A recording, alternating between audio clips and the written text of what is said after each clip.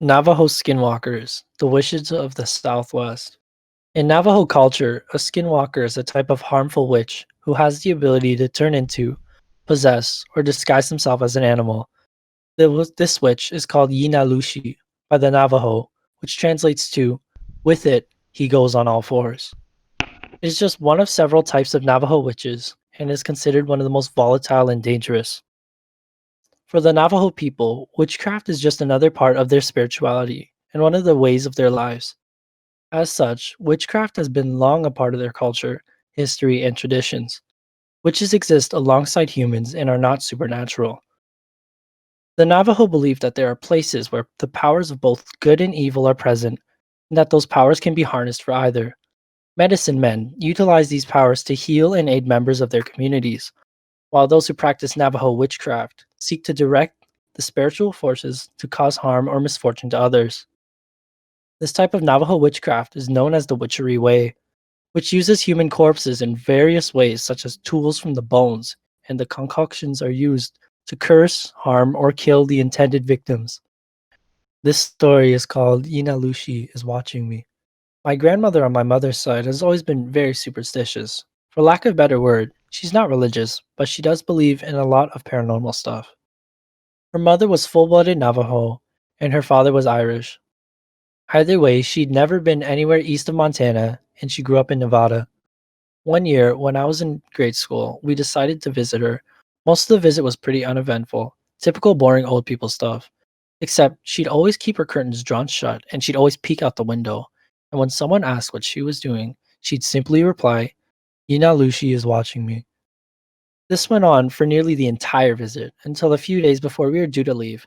My grandma and my then baby brother, who's now 19, were in the front yard that evening, planting flowers, when all of a sudden my grandmother starts shouting, insert little brother's name here. Get away from that creature. It's not safe. Of course, being in Nevada, we'd all assumed that my brother had found a scorpion or a rattlesnake, so we all ran outside to see what my grandmother was doing. We saw my grandmother clutching my little brother and shaking in terror against the side of the house. Standing out in the yard was a large, black, Great Dane sized dog. It was staring at my grandmother with an intensity I'd never seen before. It looked at us, gave a little huff, and bounded off. I don't remember if it moved unusually fast or not, but I do remember it had really deep yellow eyes. When my mother asked my grandmother what had happened, she kept repeating over and over, the Yina Lushi has found me. She moved a couple weeks after that. Oof. So what Damn, do you bro. think about that one? Like, this is a skinwalker. Like, so Yeah? in order for like skinwalkers to like get their powers, they would have to kill a family member, and then Ooh, after that, jeez. they would have to like kill the animal they want to turn into. So Yeah? this creature is probably because Yana Lushi, I think translate into skinwalker, or like something like Oh, skinwalker. yeah, in the little, like, description, it translates to with it he goes on all fours. Mhm. So I assume it's just like with whatever so and so, it goes onto all fours and becomes an animal. Yeah. So why are they called skinwalkers? Why are they called Is it skinwalkers? Because yeah. I think they're called skinwalkers because when they like transform into an animal, right?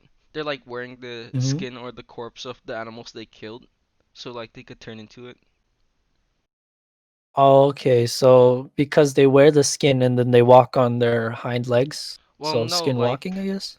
uh, like when they're in human forms, I think they have the animal that they killed like on their back or something, and then when they Oh, turn right, into yeah, you see in the images. yeah, and then they could actually like turn into that animal apparently. Oh, okay, okay.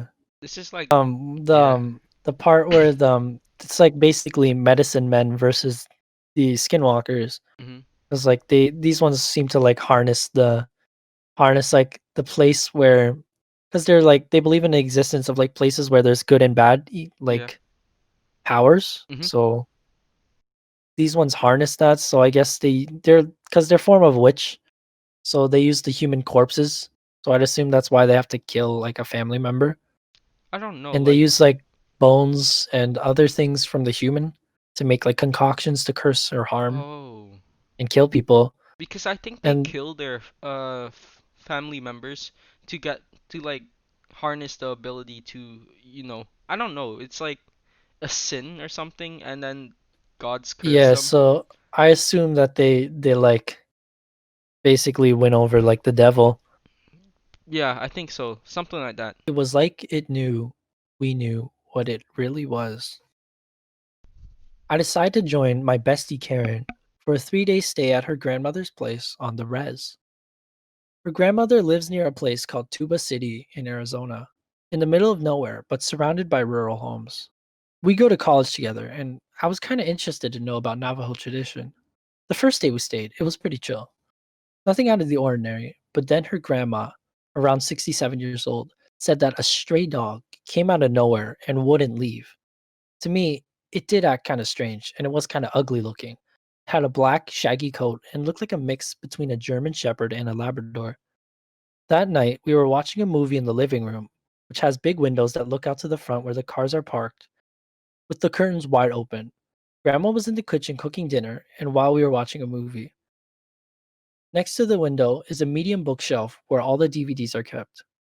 Karen went back to put a DVD we had just watched, but freaked out because that black stray dog was staring at us through a window standing on top of the wood box outside. This is not something that typical dogs would do from my point of view or hers. Usually, my dog, which is a house dog, scratches on the door to be let in. Res dogs aren't house dogs and are meant to stay outside to guard the house and the owner. The other dogs seemed to stay away from it. Karen opened the door and yelled at it to get off the box. It ran off behind the shed. We went to Tuba City to get some groceries. Came back to the house. The dog was nowhere to be seen. Nothing unusual. Then, Grandma went to visit some of her friends, so it was just Karen and I. About 5 o'clock, we heard someone trying to open the door. Both of us looked out since there had been no car heard and no dogs barking. We looked out the living room window and there was the dog trying to open the door with its paws. Two paws wrapped around the brass doorknob, standing on its hind legs. I thought that it was weird, but I wasn't really freaked out. Karen was. She opened the door and chased it off. Grandma came back later and Karen told her Grandma didn't like what she heard. I got ready to sleep. We slept in the same spare bedroom since it had two beds. One window had its curtains opened a little. We turned off the lights, but there was a sound coming from on top of the roof. Pitter-patter footsteps and scratching sounds and panting. It sounded like it jumped off onto a large plastic water barrel that they had. At first, we heard what sounded like barking, but as it grew louder, the other dogs seemed to be barking at something also. But all of a sudden, it was something running around the house and barking, but it was no dog. No, it wasn't. This barking sound human, a deep male voice, like we knew it wasn't a dog. Just exactly like that, adding W, R's, and A's. Then panting again by the window, we started freaking out. Karen decided to, in my opinion, it was stupid, open the curtains and look out. There was a stray dog on its hind legs looking into our bedroom, but this time it stunk, and what I thought were two black holes in its neck. Another pair of eyes twinkled. Think of it as those glossy, ugly spider eyes looking at you. And the sharp paws were deformed looking hands with overgrown, somewhat thick and sharp fingernails. Again, both screaming and shutting the curtains closed, Grandma came running through the door and seeing it. First thing she did was grab ashes from the fireplace, load 3 shells into the shotgun from under her bed, bless herself in Navajo, and went outside to shoot it, yelling in Navajo about how the thing wasn't welcome there and to get the hell out of there, for it to go linger somewhere else. Them both being traditional, the next day they called the medicine man to come over and put cedar in. He prayed over everyone with cedar smoke and an eagle feather, blessed the pace, and made us eat bitter herbs called eagle's gull or something, and gave me an arrowhead. Apparently, I needed to carry one for protection and a little pouch called corn pollen. Seems to work pretty well. The medicine man said that that dog was a skinwalker, which in Navajo is a long word, but I call them Yoshis. The body of a stray dog, which is killed by the skinwalker, made an illusion so that we wouldn't know it was a real dog. He said that Yoshis intend to harm people by using some sort of human bone straw to spit at someone. Think of spitballs but deadlier. And to get human bones into them. Doctors can't detect it, but the medicine man said that day he pulled out a piece of human skull out of my grandma's right shoulder, pretty big, at about 2 inches long and 1 centimeter thick. It was real because we watched it pull it out of her.